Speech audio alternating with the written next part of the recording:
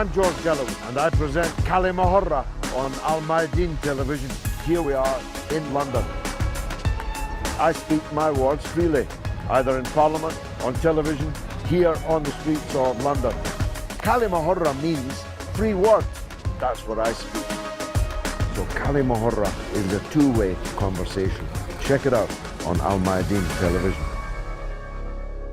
A happy new year from all of us at كلمة. I'm George Galloway. This is Mayadeen television. This is where you have your say and where we have our say, and we all agree to disagree. But one thing that we probably won't disagree on is that 2021 was one hell of a year. The question is, how much of what happened in 2021 will inform what's going to happen this year in 2022.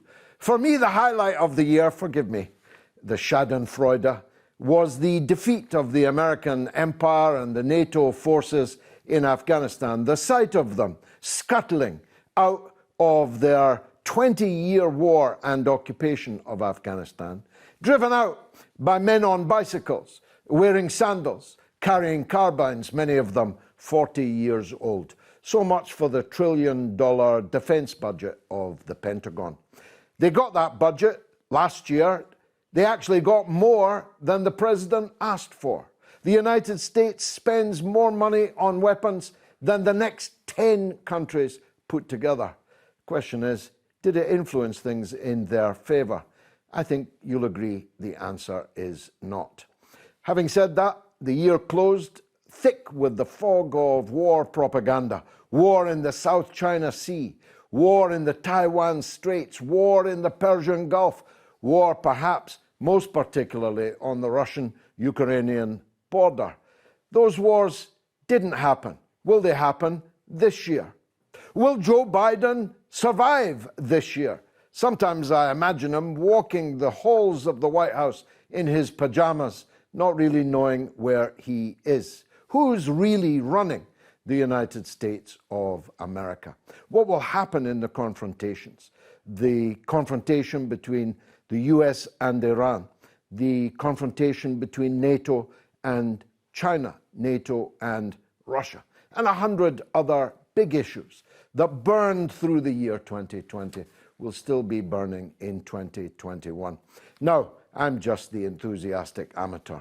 I'm always joined by distinguished experts, and tonight is no different. Dr. Ranjit Brar, a close comrade of mine in the Workers' Party of Britain, is a medical doctor, a physician, a surgeon, but a considerable expert in international affairs to boot. Dr. Brar, thank you for joining us. In that very brief summary I did there, did you find fault with any of it? Would you add anything to it? No fault with it, George. I'm entirely in agreement with your broad line. It always strikes me that in our country, people are fascinated by the individuals who win the US election and what their major change of policy is going to be. Fidel Castro used to say he'd known 11 US presidents, and every single one of them had had a single policy towards Cuba, democratic or Republican. And we can see that in the world today. A lot of people were very happy that Trump was defeated. But if anything, we've seen a more dangerous turn from the United States, notwithstanding their defeat of their 20-year project, which cost them over $3.5 trillion in Afghanistan. That's a massive event. $3.5 trillion. $3.5 trillion poured against one of the poorest countries on earth, a project of continual destruction and destabilization, of propping up and bribing people to support their policy, and yet all ended in failure. And of course, it ended in failure in very large part because of the shifting economics and the shifting balance of power in the world.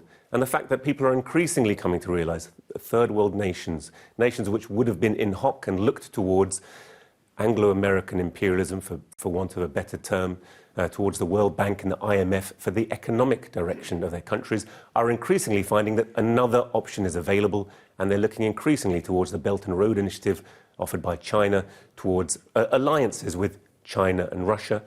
And it's interesting to see, perhaps finish on this point, that in the latest Democracy Summit, not apparently ironically named called by the US, with Joe Biden at its head, of course. Just some of the guest lists is telling. They didn't invite China, but they invited Taiwan, a renegade province of China, set up by their former puppet of 70 years ago, Chiang Kai-shek, the murderous dictator who was their agent in the civil war that lost, and of course occupied the UN seat until the mid-70s. So they're back to that policy of shadowing China in their efforts to destabilize China. And on the other hand, they didn't invite the Venezuelan government, but they invited their, appointee, who they Juan Guaido. Remember him. And that kind of nicely bookends this kind of 70-year period of the United States American century, but their alleged search for democracy, which really is not about democracy, but everywhere you look, under every rock you turn, you see that it's about domination, about Anglo-American domination of large finance capital. But what we can increasingly see is that model is failing. We'll go through the world, as it were, theatre by theatre, but just an overview. First, Calvin Tucker of the Morning Star newspaper, co-editor of 21st Century Socialism.com. You were recently in Venezuela. Most people say it was a flawless election, like those that went before it, but it didn't qualify them for the Democracy Summit. Does that not tell us what we need to know about the American attitude to democracy, 2021-22? Well, indeed, George, and it's absolutely farcical that Juan Guaido is representing Venezuela at the so-called Democracy Summit. It seems that we've taken self-identification a step into the upper echelons of political global power. Good point, yes. He self-identifies as president of Venezuela. He self-identified as president. Of course, there was a vote at the United Nations General Assembly in December, just recently. Only 16 countries now fail to recognise the legitimate government of Nicolas Maduro. So the so-called international community, which had jettisoned Venezuela from its ranks 2 years ago, we were told, has now shrunk to just 16 countries, headed, of course, by the United States of America, and its little poodle, Britain, which is holding $1 billion of Venezuelan gold in the vaults of the Bank of England. Indeed, and that reversal is mirrored, actually, in the Syrian track, because countries that were 2 years ago not just fomenting civil war in Syria, but paying for it, are now queuing up to re-establish diplomatic relations with the government of Syria. So it's reversal after reversal for imperialism. We'll come back to Latin America in just a minute. Dr. Niall McRae is an officer for the Workers of England trade union. He's a mental health academic. He's part of the pro-Brexit Bruges group and participated in the UK Yellow Vest movement. Dr. Niall, welcome back. I suppose for you the year was dominated by the COVID crisis. I see you're wearing the T-shirt. You have unorthodox views on the origin and how to meet the challenge of COVID-19. Is that looking like it's going to stretch into this 2022? Oh, yes, absolutely. Unless the peoples of the world can rise against this authoritarian technocracy, which is relentlessly sweeping over the globe. I wish my learned friends here is correct in saying that the sort of Anglo-American capitalist system is tottering on the edge. I don't think it is. I think what we've seen is that it's taken a new form. It's not the form that we had in the Cold War, for example, of the Americans against the USSR. What we now see is a globalist coup against national governments, against democracy, against human rights. And I'm wearing the shirt today, COVID 1984, because this is an Orwellian system that we are getting into here. And we're beginning to see some real pushback now. We see very large protests in Australia, in France, I'm sure we're going to see some big protests now in the UK when another lockdown is announced by Sajid Javid. But the question is... Remind the audience, who is he? In fact, remind me, who is he? Is he the health secretary in Britain? Yes, it's hard to remember, isn't it? He is the health secretary. And so we've managed to get through Christmas and people have had a good time, but now it's January, now we're into a new year and we're heading back into lockdown again. And this is because not enough people are complying with the boosters. England has fallen behind other countries, particularly in Europe and Australia and Canada, in imposing the regime. And so I think the British government has been told, you have to get a move on now. And I think that this is going to result... Been told by whom?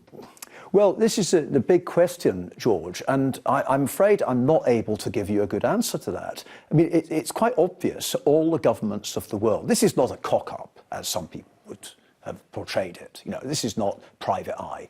This is a global program that's going on, with all countries doing the same thing. All countries bringing in a digital surveillance system, biometric security, the cashless society. This is sweeping across the globe. And unless people wake up soon and get out there and man the barricades, then I really fear for our prospects. I always struggle to understand why Fidel Castro's Cuba would be part of this international capitalist conspiracy, but we'll come back to that. Let's take a view from the United States. Alexander Azadgan from Irvine, California, is a professor of international political economy and senior geopolitical policy, and he's an advisor specializing in West Asia, East Asia, Europe, and the US, which is quite a considerable part of the world, actually. Welcome. Thanks for having me. One of your many specialities is the question of Iran. You often discuss it, write about it. Will 2022 be a year of increasing tensions between Iran and the United States, or perhaps the opposite? Iran's case is very complicated. Iran is at the epicenter of geopolitics and geopolitical tension between Russia and United States and China, and even China and Russia themselves. When there are tensions, violence is bound to happen, unfortunately. We're not forecasting this for 2022, but as your audience is aware, Iran's enrichment level of uranium is at the 60% level. And the Israelis have come out and made claims that very shortly Iran will have what they call a dirty bomb. This is what they said, within 2 to 3 weeks. And then in about a couple of years, they will have the capability to attach this to a missile. Of course, we're all aware of the Israeli exaggerations. After all, how can we forget that Benjamin Netanyahu, for 20 years, said Iran is 3 months away from obtaining a nuclear warhead or just a nuclear weapon. So that's one issue. We are forecasting that things will get rather tense.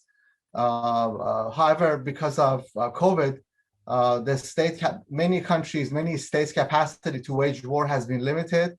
Here in the United States, we have unprecedented inflation, I would say, during the past 80 years. So our capacities are limited, but we are all very concerned about the trend that's taking place right now. My worst concern, the thing that makes me lose sleep at night is we would all wake up in the morning and we would turn on the TV and the news would broadcast that there was a surgical strike by the Israelis against Iranian positions. Of course, this would not happen. If it does happen, it would be a U.S. surgical attack against Iranian nuclear facilities.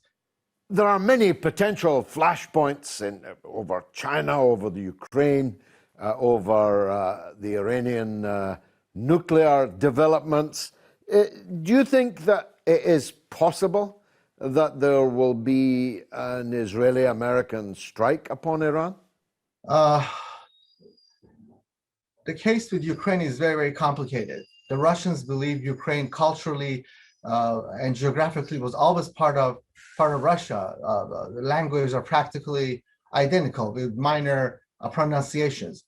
Senator Mendez, one of the most powerful senators in our Congress, made a very corrosive statement that they're going to enact draconian measures, sanction measures against Russia, and that the entire RCB, Russian central bank, will be collapsed if Russia does anything, if they make any aggressive move against Ukraine. There are around, as we are speaking, there are 193,000 elite Russian soldiers at the border. There is precedent of Russia trying to control the situation with its current neighbors, former Soviet republics. The case of Georgia comes into mind. Crimea comes to mind. And so to some extent, the West is trying to contain this. I think the West has forgotten that Russia was always an expansive empire, and Putin has been on record numerously saying that the fall of Soviet Union was one of the biggest plunders of the 20th century.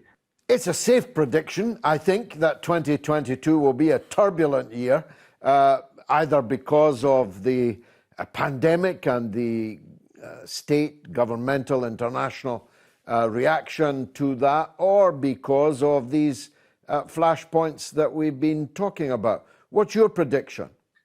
2022 will be a very difficult year. It's almost like a perfect storm. I don't believe any party is interested in waging war. I don't believe the Russians or the Chinese are interested in waging war with the United States. The economics of it all will not allow us. Also, we are at a time when physical war is becoming obsolete. There are three types of war that are, there's precedent of having been waged in the past several years. Media warfare, psychological warfare, which is media warfare, biological warfare, which some people argue COVID was all about. I don't believe in that school of thought. And the last format is cyber warfare. We've seen that being used against Iran at a concentrated level. However, at some point, if these attacks exacerbate, there could be what we call a limited conflict, low intensity conflict, LTC. It could spiral into that. We've had situations in the Persian Gulf where there were skirmishes between the U.S. Navy and the IRGC naval forces. This is so we went from a sort of like a Cold War into a hot war. If this happens, the global economy could spiral out of control. That's why it will be low intensity conflict. It will be sharp, it will be surgical, it will be extremely violent, but then other countries will do everything they can at the UN level to contain it. Otherwise, we could be basically at the threshold of hell itself. The US, and I shouldn't say United States, I call them the party of war in Washington, which consists of Republican and Democrats, are delusional enough, unfortunately, to think they can wage a three-front war with Russia, China, and Iran. All these countries, of course, are somewhat allies, even though extremely complicated. So they are playing a very dangerous war in Washington. They use game theory and they come up with consequences of certain actions in the most scientific way. All we can hope for is that the men of cooler heads would prevail, not just in Washington, but also in Brussels, in Beijing, in Moscow, and in Tehran. This is our hope. This is what we're consulting to them. Calvin, let's tour the horizon as the professor did. Let's start on the Iranian front. The professor loses sleep thinking that some morning he's going to wake up and Israel has launched a preemptive strike on Iranian nuclear facilities. Now, I'm one of these that believes that Israel works for the United States rather than the other way around, and therefore Israel could only do that with the permission of the United States, because it would undoubtedly start a regional war, maybe a bigger than regional war. How likely is that strategic strike on Iran by Israel, do you think? Well, I think you're quite right, George. I've never gone along with this idea that tails wag dogs. I've never seen a dog wagged by a tail. I don't think that's the case in the Middle East. I don't think that's the case with the United States and Cuba, despite the large vote in Miami. US imperialism is a thing. It operates in its own interests and more broadly in the interests of the major Western powers. And I think Israel could better be characterized as a client state of the US rather than these sort of conspiracy theories about Israel controlling everything and everybody in Britain and the United States having to follow their lead. I agree with your guest, actually. I think we're more likely to see low-intensity conflicts breaking out, providing that Biden doesn't completely lose his mental faculties. I wouldn't say I'm sure, but I'm hopeful that wiser voices and statesmen in the US will prevail. The problem, though, with the proxy wars, which undoubtedly the US would prefer to fight, is that none of the US proxies in the region are capable of it. Saudi Arabia, for example, cannot defeat the starving people of Yemen, let alone fight Iran. Countries like the UAE have zero interest in fighting Iran, not least because they would be alight within the afternoon if they did. The US has no real proxies in the region, whereas Iran has a very powerful alliance, a crescent reaching from Iran right through the region, right down to the borders of Israel itself. So they're short of options on proxy wars against Iran.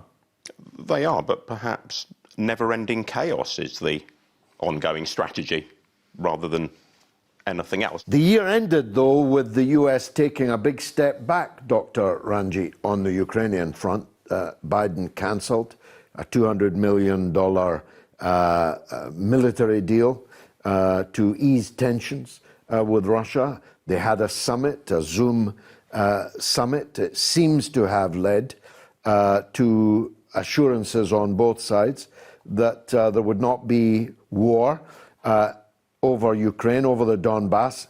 But the president of Ukraine announced that the Navy, the Ukrainian Navy, would test Russian defenses in the Kerch Straits and so on.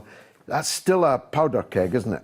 If we look around the world and see who are the aggressors today, Ukraine paints that story very, very well. That yes, they have a fascist leadership, but who are the power behind these fascist puppets? It was a mixture of the EU countries who want to extend their markets and extend their agreements and overthrow the historic relationship between Ukraine and Russia to do so. It was the United States who were very much into that idea and expanding NATO into these Warsaw Pact territories. Yeah. We're going to have to come back to that because it's time for the break, but there's much more to say after this. Stay tuned.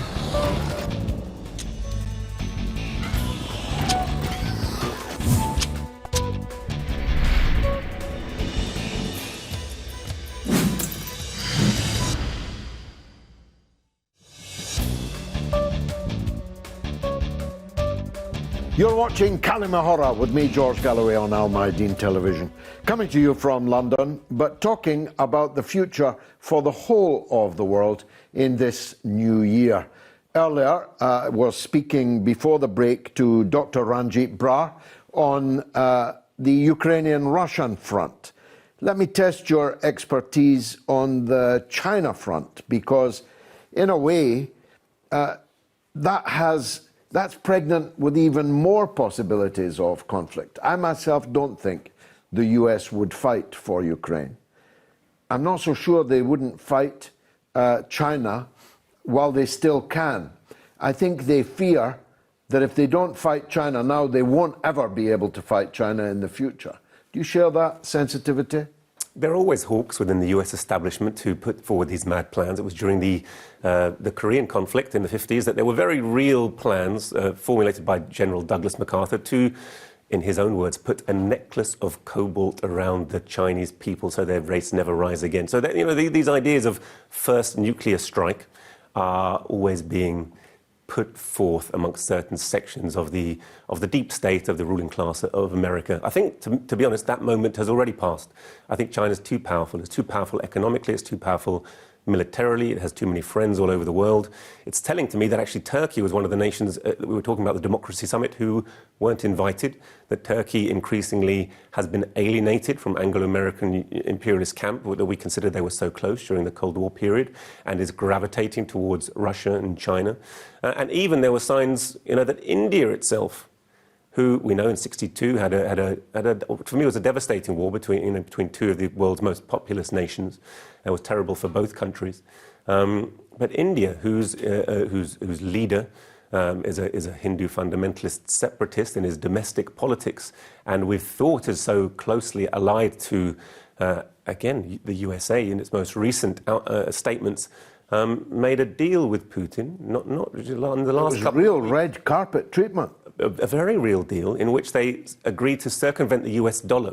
Two of the biggest economies on earth were going to trade directly in the ruble and the rupee. The rupee, which we're thinking of, it used to be a British colonial currency, but now has the potential to become very strong if they now are able to conduct international transactions in their own currency. And it's those kind of things which threaten the supremacy of the US banking system, which are a real threat. To me, this is going to be the narrative that we see continue to unfold throughout 2022 and the coming period.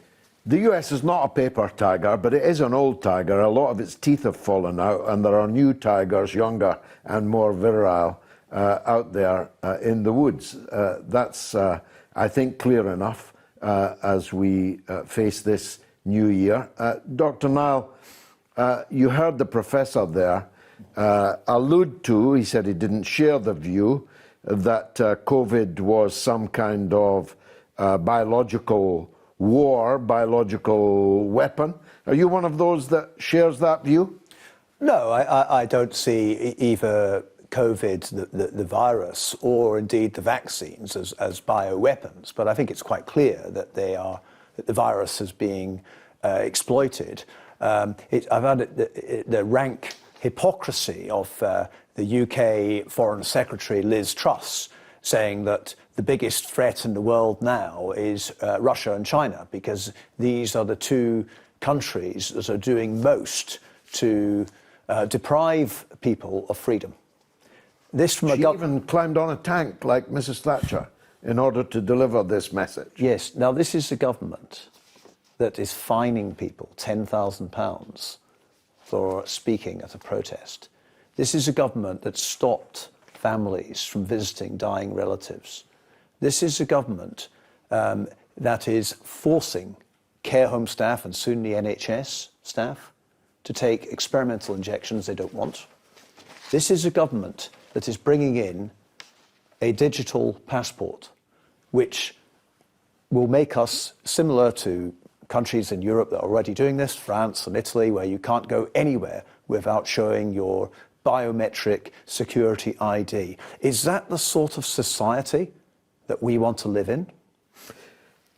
Let's take another American guest, Professor Walter Hickson from Washington in the USA. He's a contributing editor at the Washington Report on Middle East affairs, because we better zero in now on the Middle East. Professor, welcome. Thank you. Good to see you again. You're a historian, Professor. What comparisons are there at the threshold now of 2022 with the kind of conflicts that we saw in the 20th century? Well, I think we're in the midst of a paradigm shift. It's really difficult to predict the future, and historians obviously deal with the past, not the future. But right now, I think we are in a paradigm shift from a period focused on state-to-state conflict, militarization. The shadow of the Cold War was very broad and very impactful, and we're still operating under it. The United States foreign relations is still operating under that traditional paradigm.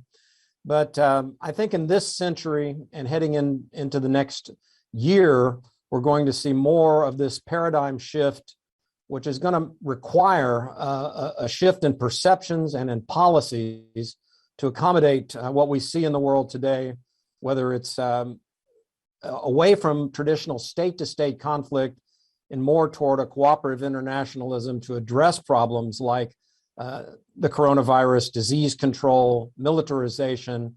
This warfare that was fostered by the Cold War is incompatible with the global future. And so I think we're still in the early stages of a broader paradigm shift, much like what happened as a result of World War II, created this militarized paradigm, which has prevailed for decades, and I think we're now transitioning out of.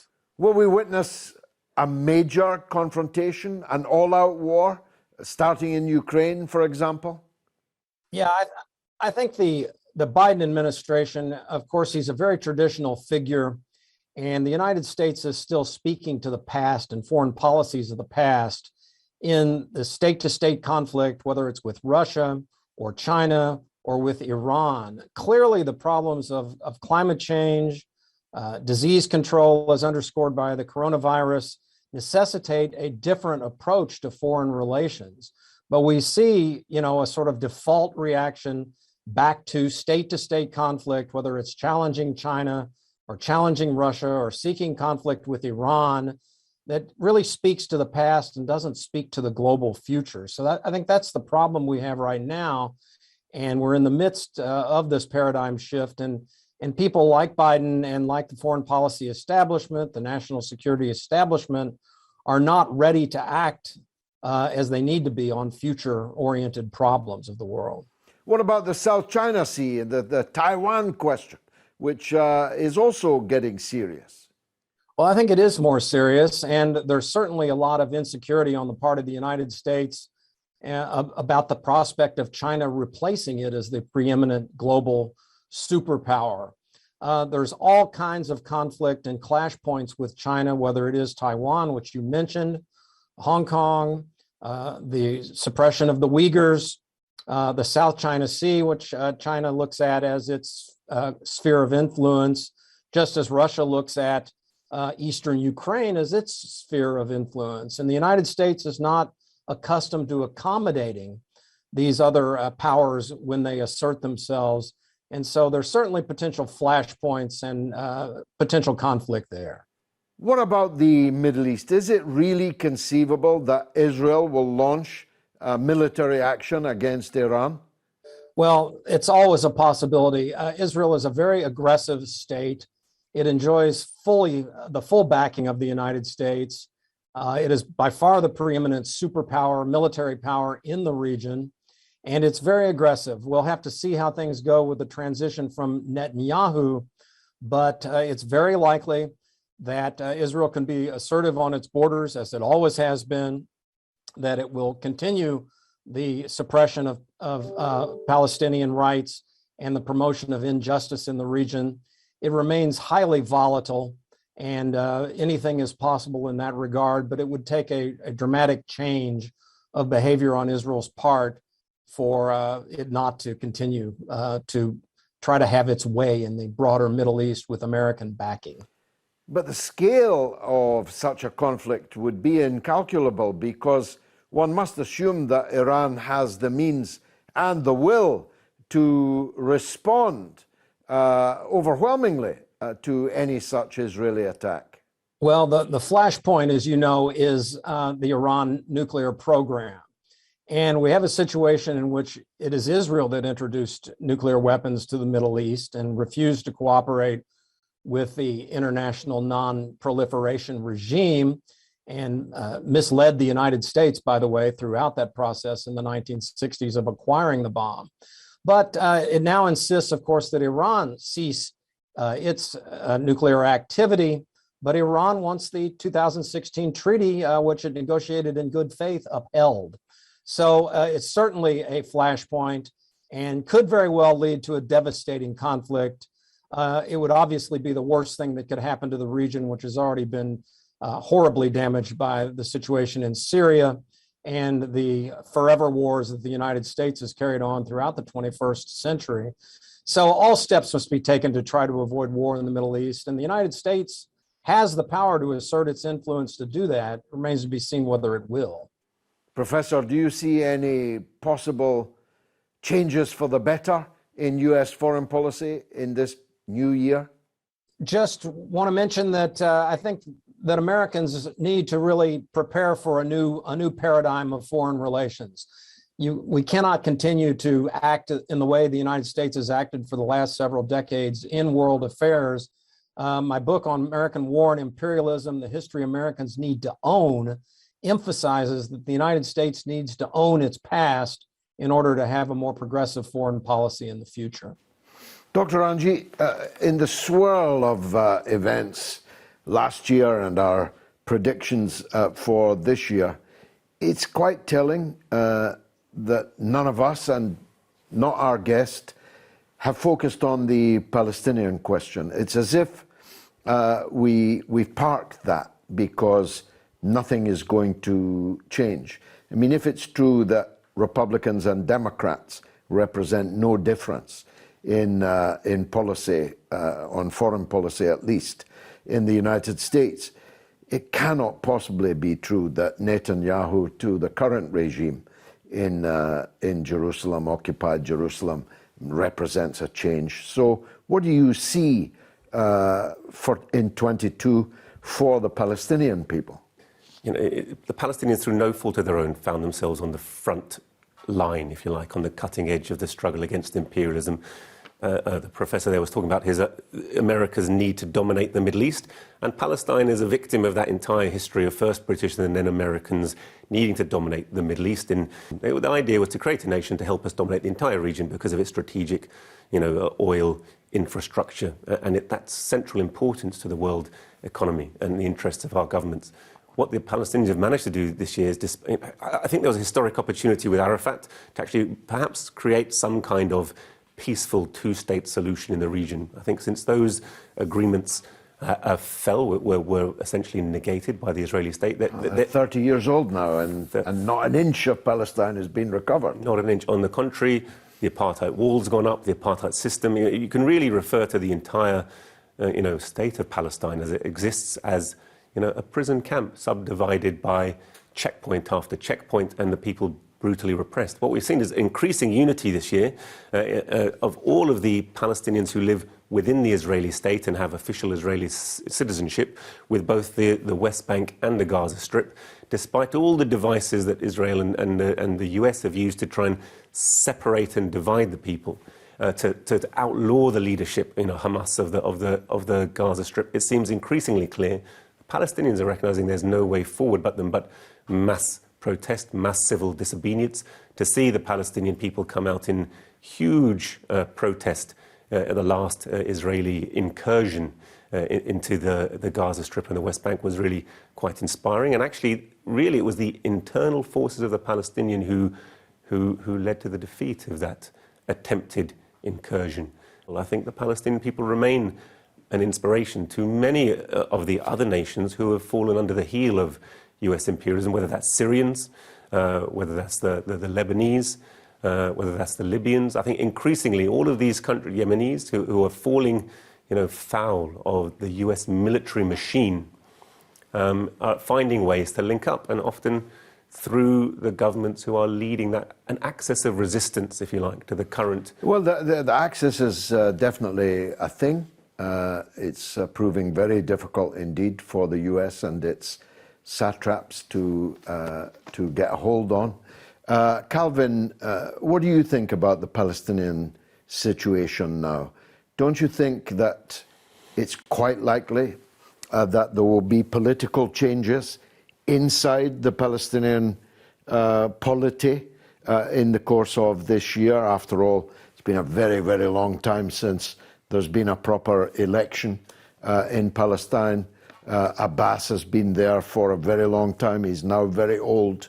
Do you see any possibility of political renewal amongst the Palestinian factions? Well, I mean, it's ironic, really, isn't it? Because you've had the British government recently declaring Hamas not just to be a terrorist organisation, but pretty much that anybody who deals with we better watch we don't glorify them, or we'll all be arrested here. Glorifying Hamas at the same time. I think there's every possibility that there will be a change of leadership in Palestine if that election is free and fair. if they used the Venezuelan electoral system, and we could be sure of the result in Palestine. I think the question is what that change of leadership would mean for Palestinians on a day-to-day basis. Would it put food on the table? Would it deliver economic security in the most economically and politically unstable part of the world? And would that leadership be able to better represent the Palestinians and negotiate the settlement that everybody has failed to negotiate since 1948? Well, there's a lot of talk about Marwan Barghouti, the political prisoner, Palestine's Mandela, if you like. Now, he's in jail. That doesn't mean he can't be elected as the president, does it? Mandela was the clear leader of the South African people, even whilst behind bars. I would certainly welcome that. Perhaps one of the reasons he remains in jail is because he's demonstrated the ability to bring together all Palestinian factions and all the different ethnicities in Palestine. I mean, not all of your viewers know that it's not only Muslims who live in Palestine. There's a large Christian Palestinian contingent based around Nazareth and other areas, which has historically elected left-wingers and even communists into Parliament. So the issue to me is: are we going to see further descents into forms of ethno-nationalism, or will we have something more progressive coming out of Palestine, which is able to bring people together not only in Palestine, but to unite the huge global movement and the fund of goodwill there is in the Western countries and elsewhere in the world?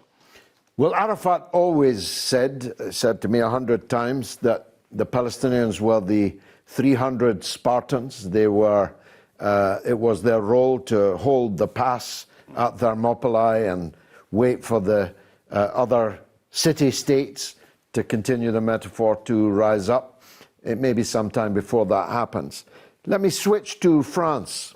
You were a yellow vest before the yellow vests were a thing in Britain, but when they were very much a thing in France. President Macron is standing for re-election. He's very much hoping to be the leader of the EU, although that might turn out to be a bit of a poisoned chalice. Is Macron likely to be re-elected in your view? And if not, who might topple him? Well, I think Macron has already won the French election. I mean, when you've got programmable voting machines, then, you know, if you look at what the global technocracy has done in the last 2 years with COVID, look at the fundamental stripping of basic human rights, and look at the lies that have been told, then I don't think it's too much of a stretch to see that those powers that be get the result that they want in. Is that what you think happened in the US last year? I certainly believe the American election was fortified.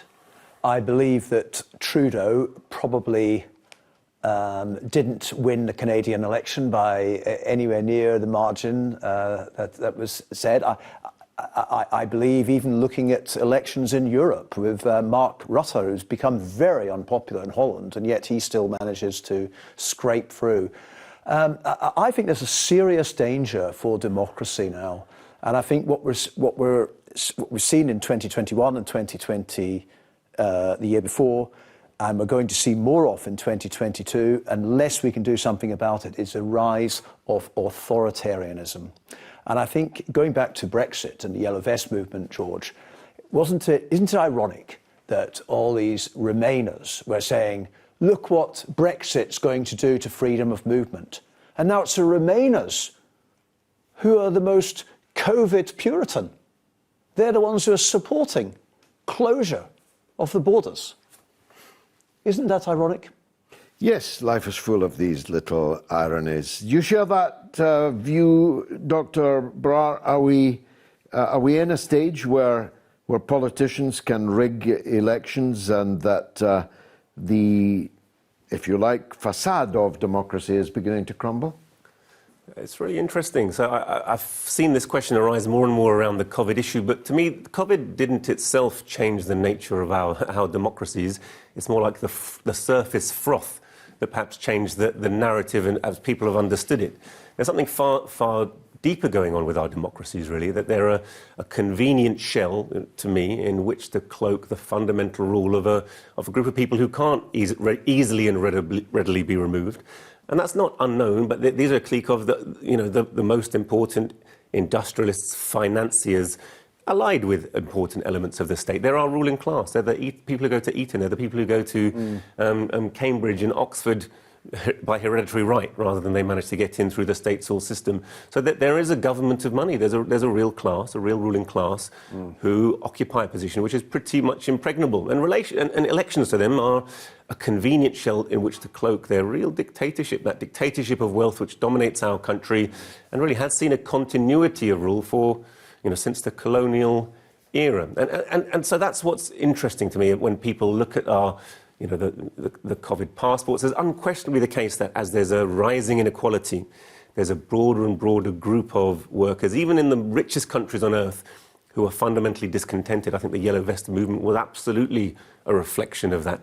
Apparently started around environmental taxes, but really an attack upon the working class who are already suffering.